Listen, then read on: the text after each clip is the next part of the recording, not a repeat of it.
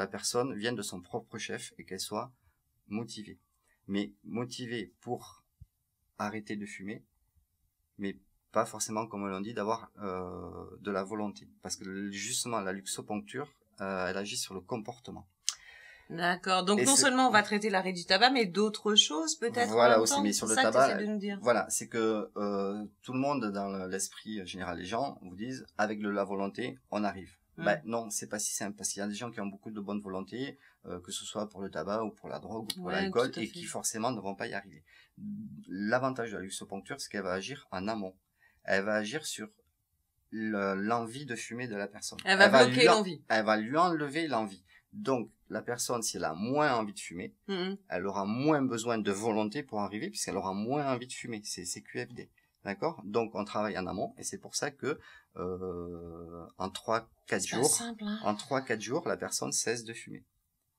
Et oui, ça a l'air surprenant, et encore une fois, je mets en avant des études qui ont essayer, les filles. Franchement. Je mets en avant des études qui ont été faites, et qui ont, dit qu'il y avait 90 à 95% de taux de réussite sur l'arrêt du tabac, par rapport à d'autres méthodes qui sont avérées et reconnues, par contre, qui ne fonctionnent qu'à 50%. D'accord. Justement parce que la luxoponcture travaille en amont et c'est comportemental.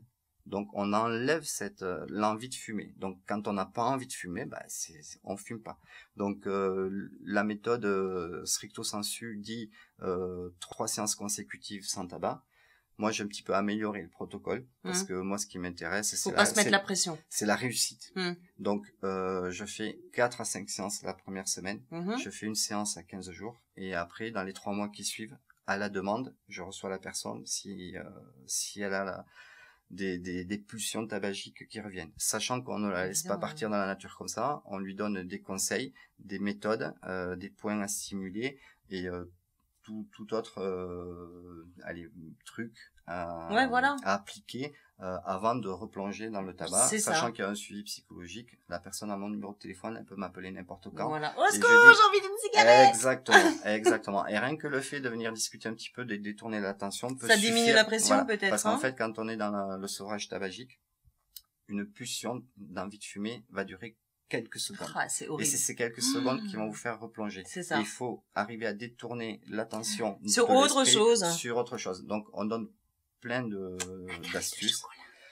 Oui, moi, comme je dis, c'est pas terrible grossir, mais pour les cuisses, mais un carré de chocolat, c'est tellement bon. C'est pas grave. Du chocolat noir. Ça, c'est au goût de chacun.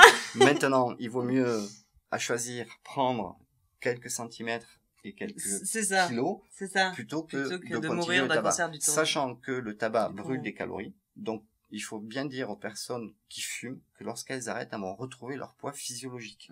Donc c'est pas parce que j'arrête de fumer que ça fait prendre du poids. Non, vous retrouvez votre poids physiologique.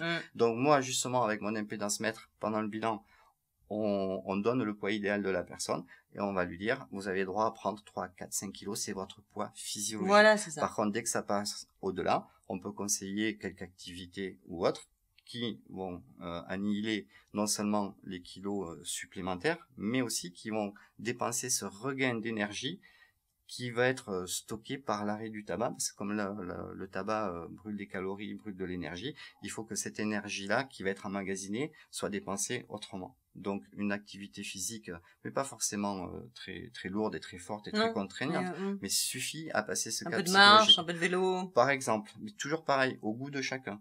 Sachant que comme la luxoponcture est comportementale, il va y avoir ce phénomène de déstress, de calme, de bien-être intérieur qui va annihiler tous les effets secondaires du sevrage. Sachant que les effets secondaires du sevrage sont là entre le 2e et le 4e jour, pas plus. Eh bien, Christy, si avec ça t'arrêtes pas de fumer, je sais pas ce qu'il faut faire. Merci beaucoup, Franck. Je vous en prie. Je vous souhaite une bonne soirée, les filles. À bientôt. Ciao, ciao.